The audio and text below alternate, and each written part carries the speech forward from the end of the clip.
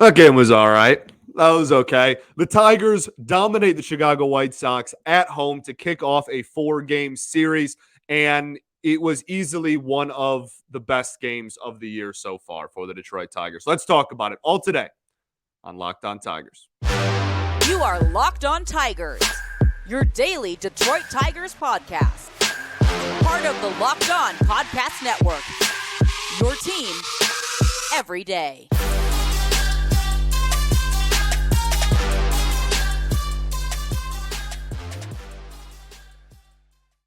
What is up, everybody? Welcome back to another edition of Locked On Tigers. I'm, of course, your host, Scott Bentley. Today is Friday, May 26, 2023. Thank you so much for making Locked On Tigers your first listen every single day. We are free and available wherever you get your podcasts, including YouTube, part of the Locked On Podcast Network, your team every day. Today's episode is brought to you by Bird Dogs. Go to birddogs.com/LockedOnMLB, and when you enter promo code LockedOnMLB, they'll throw in a free custom Bird Dogs Yeti-style tumbler with every order. The Detroit Tigers just did that. That was absolutely awesome. They win by a score of 7-2 at home to kick off a 4-game set against the Chicago White Sox. This was awesome. This was so awesome. Vibes are so high. 7-2 isn't like a blowout of epic proportions, but the Tigers really dominated from the first inning through the end of the ballgame. There was never a doubt that anything besides a Tigers win was going to happen throughout this entire baseball game. It was awesome. They got incredible pitching, starters, relievers. They got an unreal offensive performance. They dominated the zone. This was a dominate the strike zone masterclass. I'm not sure it's possible to dominate the strike zone more than what the Tigers did on both sides of the ball in this one. This was the definition of, okay? We'll get to the game in a second. I want to start with jersey patches because that's like a big thing that everyone wants to talk about. I genuinely do not have too much to say about this. Do I like it? No. Was it inevitable? Yes. Did I see it coming from a mile away and this isn't a surprise? And so I coped with this months ago? Yes. Right? Like this is the least surprising thing ever. It happened with the Red Wings, same ownership group. 3 sports now do it, right? Well, a lot of sports do it, honestly. If you go outside of the country, I mean, soccer is basically a billboard at this point. I don't want it to get to that, but slippery slope argument is very valid because like I don't want a whole jersey covered with ads either. I will totally bend on that one. That's fair. But like I'll give the same spiel here that I gave when the Red Wings got their patches. This isn't going to like affect your viewing experience, right? Like when you were in this ball game, right, on Thursday night, when you were watching from center field, when it was a close-up, you could see it. But when you were watching the at-bats from center field, it just looked like a little blue squiggly line. You couldn't even read the word Meyer. It's a white patch. It blends in. Do I like it? No. I'm not trying to tell you that I love it and you should love it too. No. Obviously, I want just my historic, clean Tigers jerseys. Okay, I'm not trying to convince you otherwise of that, but it's not going to harm the viewer experience nearly like really at all, to be honest with you. So I'll live even though I don't like it either. Okay, let's get to the 2 bad things in this ball game and then all good the rest of the show. Sound good? Because I do want to cover everything. I don't just want to I do want to cover everything that happened. The 2 bad things. 1, Riley Greene base running mistake can't happen. I'm not really sure what he was thinking there. If he didn't know how many outs there were, maybe because genuinely that ball had no chance of being a hit. That was an absolute duck right to the shortstop. Excuse me. And he was also standing right there. Like if you're looking behind you, like as a man on second with a lead, trying to make sure that guy's not going to sneak up behind you and get picked off at second. Like you're supposed to be aware of where that dude is on the field anyway. And so I don't know. That just can't happen. Put it behind you. Don't have too much else to add. But that was very much a very bad mistake by Greene there on the base pass. And then the other one was 2 people 50-50 sharing fault here. Alex FAEDO, the only bad thing he did. I'm not trying to take away from his performance. We'll get into the masterclass that was his performance later. But him and Haas just let Jake Berger steal a base and it cost him a run. That's unacceptable stuff.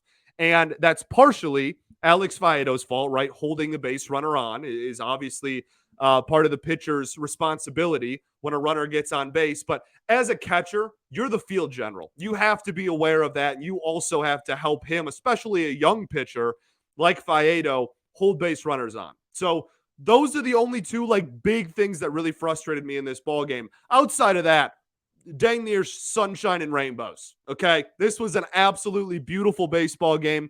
Where do we even want to start? Let's start with Riley Greene and Spencer Torkelson. Riley Greene officially has an 801 OPS. Hang the banner. Let's go down Woodward right now. Everybody, I'll meet you on Woodward. We're throwing a parade. The Detroit Tigers at the end of May have someone on their baseball team with an OPS in the 800s. I never thought I would see the day ever again. This is absolutely beautiful. He has been on an absolute tear in the month of May. People were tweeting out his stats, several of the beat writers. I think Staven Hagen is the one that I saw. He's got a batting average in the high 300s in the month of May, and an on-base percentage in like the mid or high 400s I think the mid 400s in the month of May. He has been absolutely phenomenal. This ball game, no different. Got 2 hits off of lefties in this ball game. Now, we've talked a lot about the platooning and the pinch hitting and stuff that Hinch does, and a lot of people were frustrated that Riley Greene wasn't in the lineup against lefties. I shared that frustration. It only happened like once, and then he got pinch hit for again. It's not like a consistent thing, but that it happened at all was kind of frustrating to people. And in this ball game, gets 2 hits off of lefties. But we have to remember that when Riley Greene was in the minors, he would go whole seasons with better splits against lefties than righties.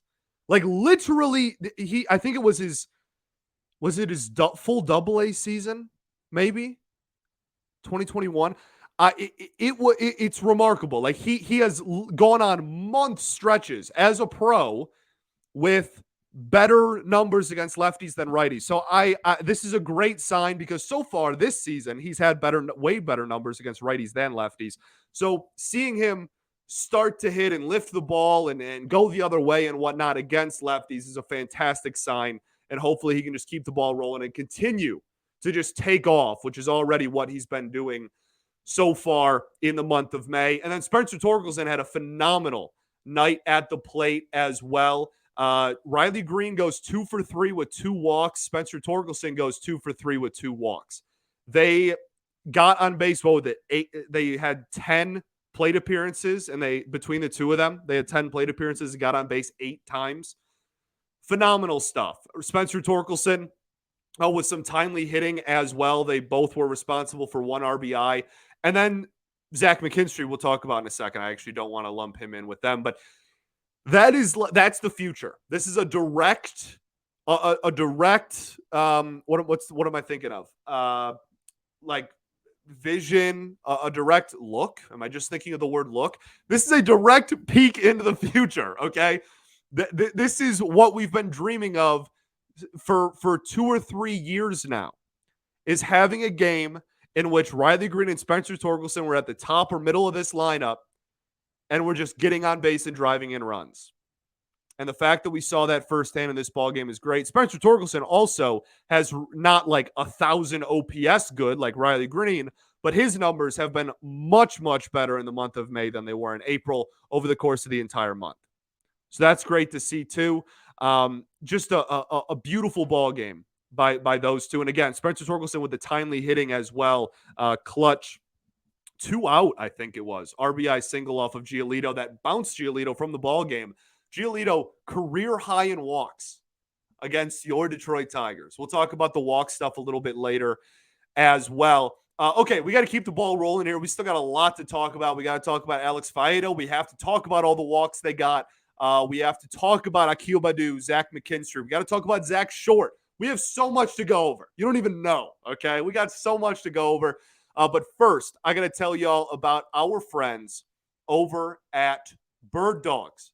Bird Dogs are the comfiest article of clothing. I won't even say shorts, just the comfiest article of clothing that I own at this point.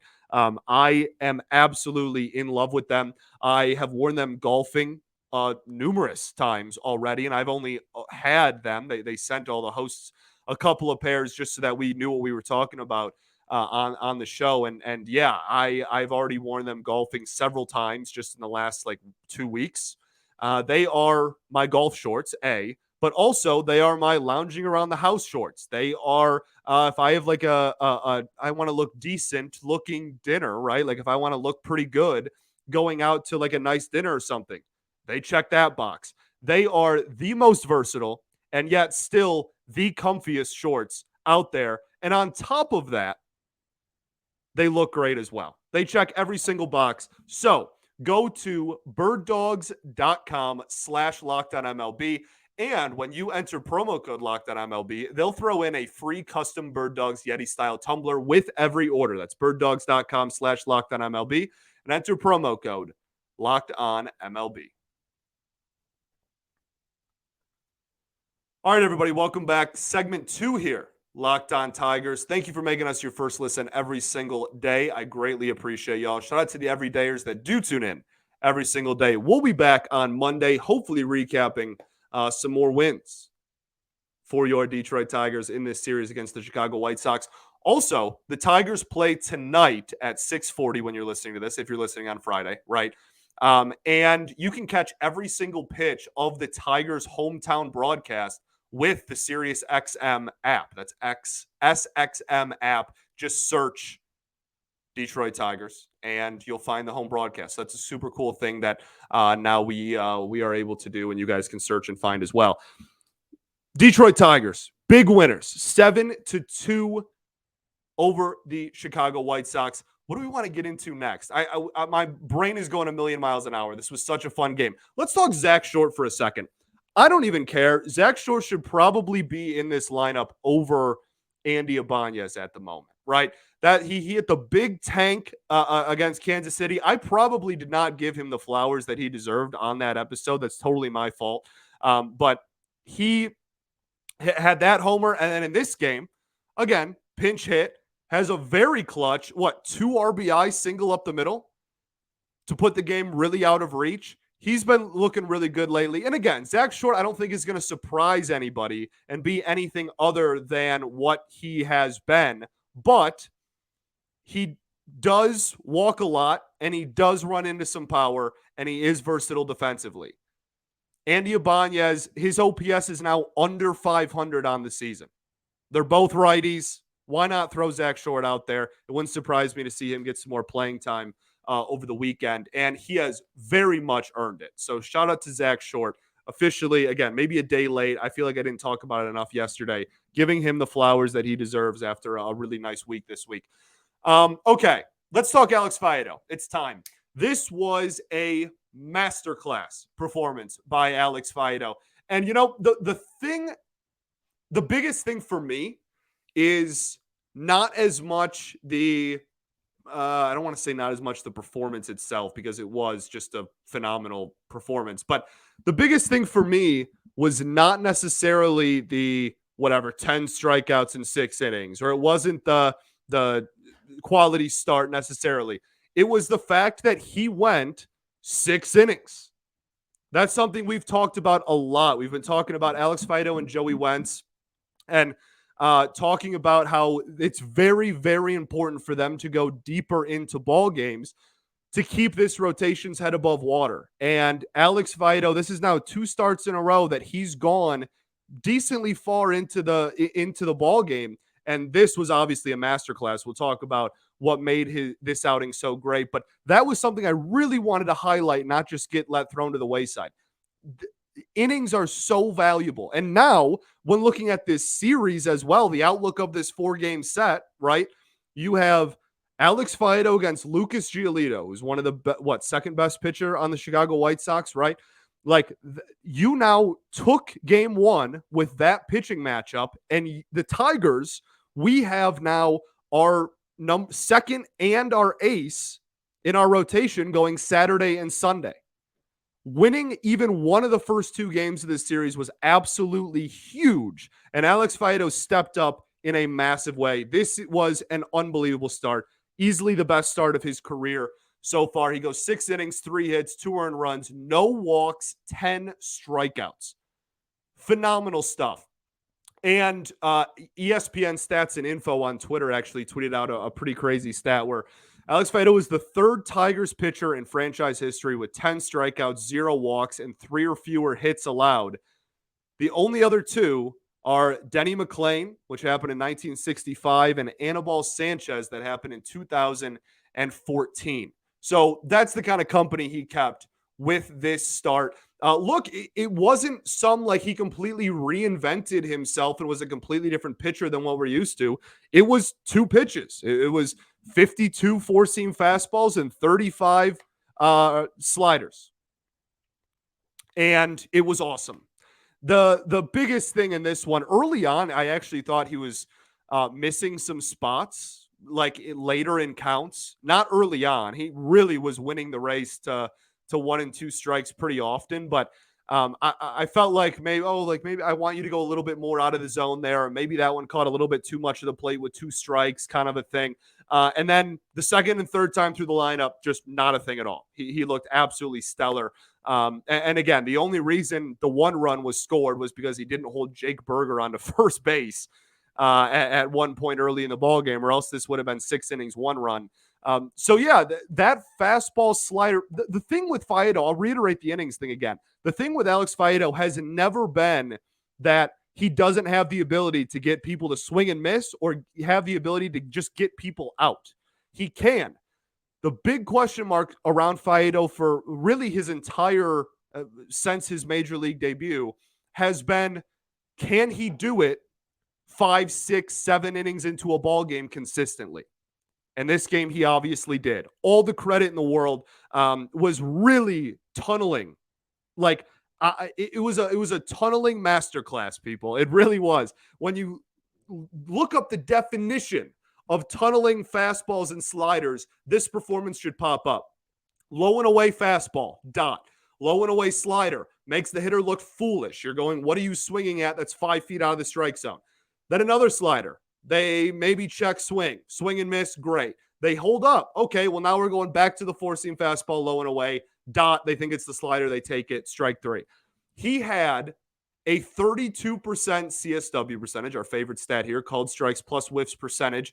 On the outing, the slider alone had a 37% and had 11 whiffs.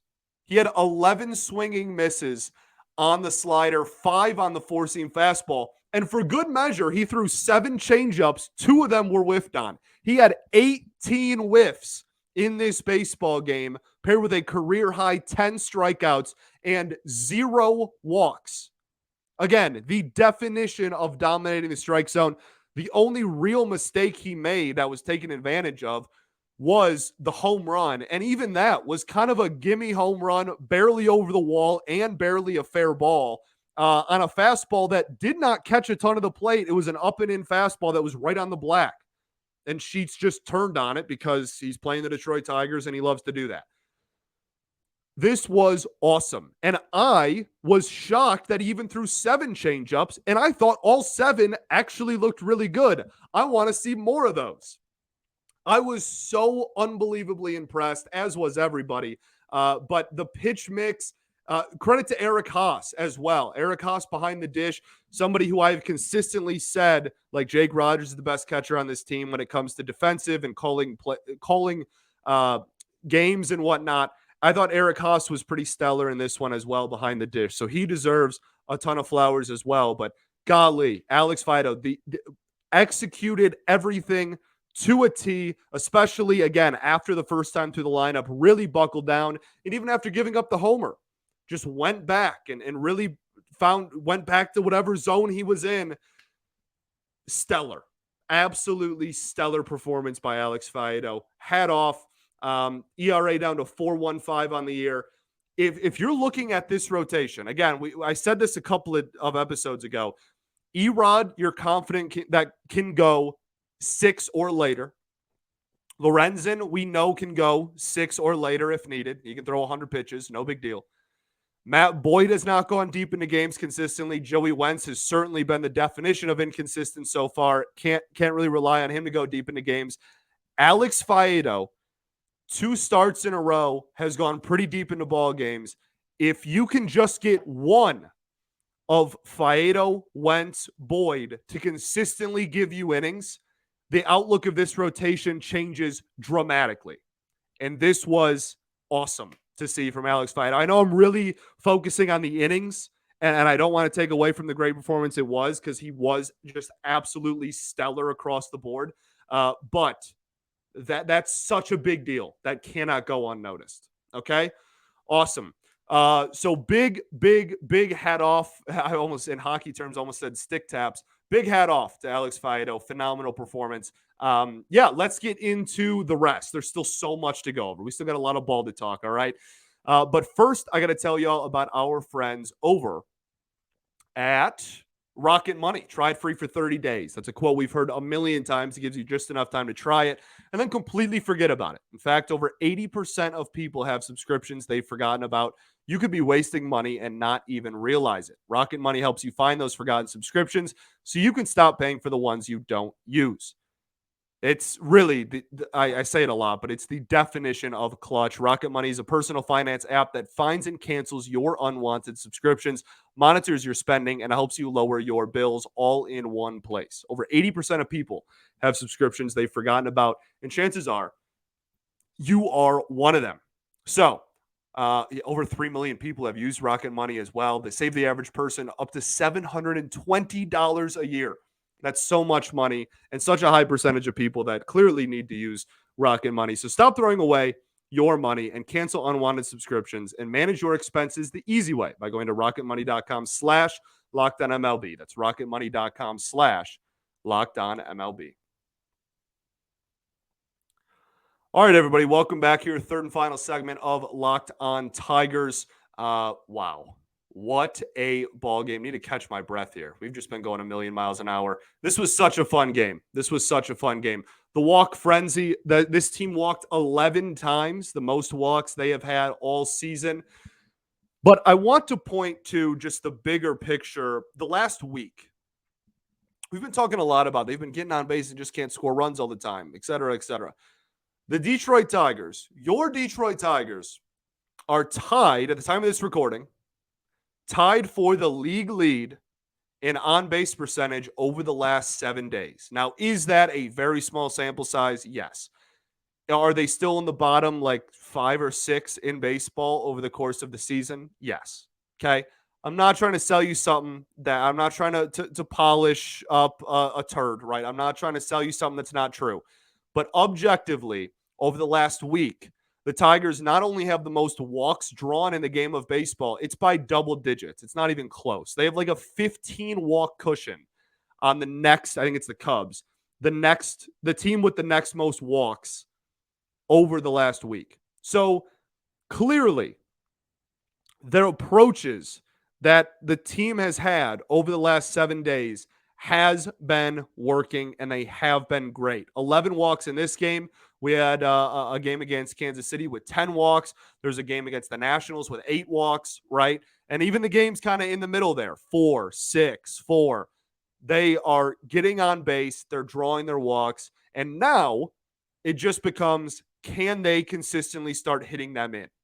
That's the next big question. Akil Baddoo and Zach McKinstry I want to talk about specifically as well. McKinstry goes 0 for 1, but with 3 walks. He has 7 walks in his last 5 games. Okay? Zach McKinstry is him. 784 OPS on the season, 270 batting average. He might just be like the perfect leadoff hitter. He had a steal in this base. He also scored from second on a single in this ball game. Like, he might just be awesome. And that's awesome. Akil Baddoo, one of the bigger stories in this ball game as well. He goes 2 for 3 with the home run. Akil Baddoo also in this game had a chopper up the middle that Tim Anderson took half a second where he tried to tag Matt Vierling, and then missed him, realized he couldn't get him, decided to go to first, and Akil Baddoo was already well past first base. That is the kind of stuff that Akil Baddoo brings. That is speed on the base paths to get you an extra base runner, and then also cleared the seats, crushed a home run, absolutely destroyed it, over 400 feet to the pull side, smoked the baseball. Akil Baddoo now has, very quietly, a 726 OPS on the season. And I know that that's not like all-star caliber or whatever, but if you look at this lineup, that is the third highest OPS in the starting lineup tonight. He's been walking a boatload lately, and he has 2 home runs in the last week, and he's finally getting hits, just in general, outside of just getting on base via walk. And all the stuff he brings you on the base paths. This is the thing I was talking about in the spring as to why he had the ability to be so valuable to this baseball team. Draws walks, wreaks havoc on the base paths. He's gonna make noise, and we saw that to a T in this ball game. What's next? There's so much that I want to talk about. We're starting to run low on time. Okay, really quickly, let's go over the runners in scoring position, left on base battle in this ball game. Tigers versus runners in scoring position. That's like our favorite thing to do here. Tigers 4 for 13 with runners in scoring position. Now, 4 for 13 is a just barely over 300 batting average with runners in scoring position. Obviously, that's not going to happen over the course of the season. But 3 for 13 is like a 230 batting average with runners in scoring position. Okay? This is my point. I'm not asking for this team to go at like 4 for 13. They still failed 9 times with runners in scoring position. They left 13 runners on base still. Like they still had a team lob of 13. That's a lot, okay? I'm not asking for this team to be the greatest, most clutch team of all time. I'm asking for 1 or 2 more hits a game, and that is exactly what we got in this ballgame. Exactly. They still had their moments. Matt Vierling left like a million men on base in this game. They still had their moments, but as a whole, they just gave you 1 or 2 more timely hits than you're used to, and it led to a comfortable victory. Not even really, by the end of it, not even a super competitive ball game. Alex Lang didn't even need to pitch, right? So that is exactly what I've been asking for. Not asking for the world here. Just 1 more timely hit a game, and you can be somebody. And that's what they were in this ball game. It was absolutely fantastic to see. Javi Baez, speaking of runners in scoring position, give him all the heat you want. Say whatever you will about Javi Baez. Given what has transpired over his Tigers tenure so far, it's been a roller coaster to say the least. He has, on the season, when looking at batting average with runners in scoring position, he had one today going into this game. He has had a 313 batting average with runners in scoring position. That is comfortably Akil Baddoo batting 310 with runners in scoring position. But that is the highest on the team. The only person who has a higher batting average with runners in scoring position on the Tigers is Austin Meadows, but he only has 6 plate appearances with runners in scoring position. So Javi has comfortably been your most clutch hitter so far on the season. I mean, even when comparing him to Baddoo, he has 20 more ABs with runners in scoring position, like sample size wise on the season.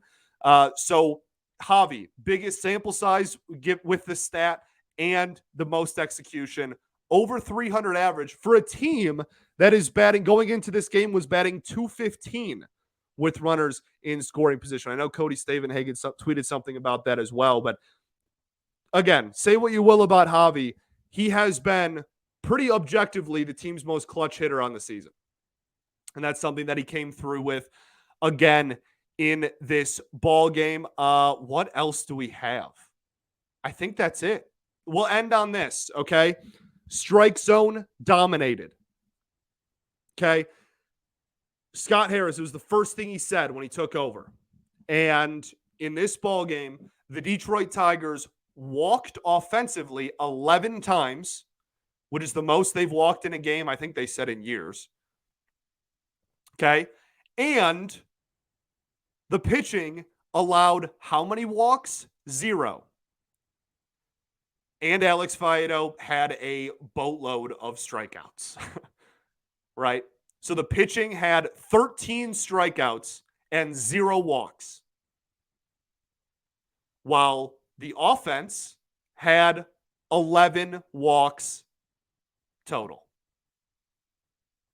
Absolutely beautiful. Also, for whatever it's worth on the strikeout side of things, team still struck out 10 times. However, the only people with more than 1 strikeout in this game were Eric Haas and Andy Ibanez at the bottom of the lineup.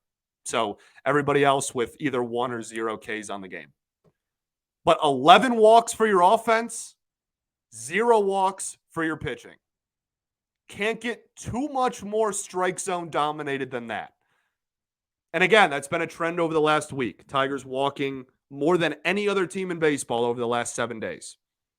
Vibes are through the roof, people. Thanks for making Locked On Tigers your first listen every single day. We are free and available wherever you get your podcasts, including YouTube.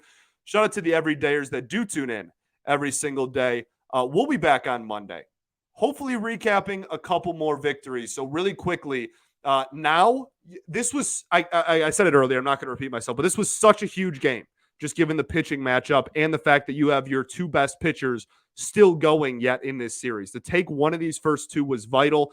Joey Wentz goes for the Tigers on Friday night. We'll see how that goes. That's been shaky lately. But Saturday is Lorenzen and Sunday is Erod.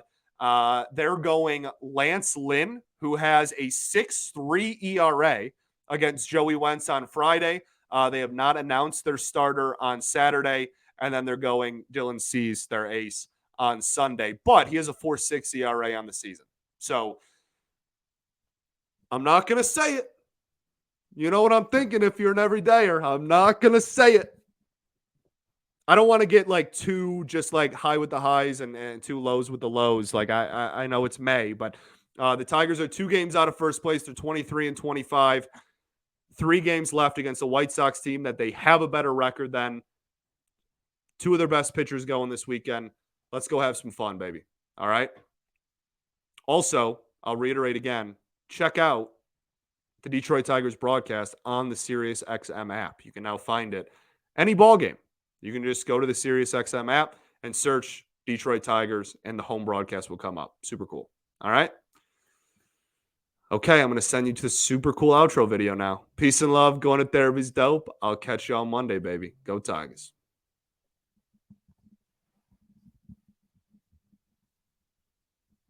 Look how cool it is. Oh, this isn't muted anymore. Huh.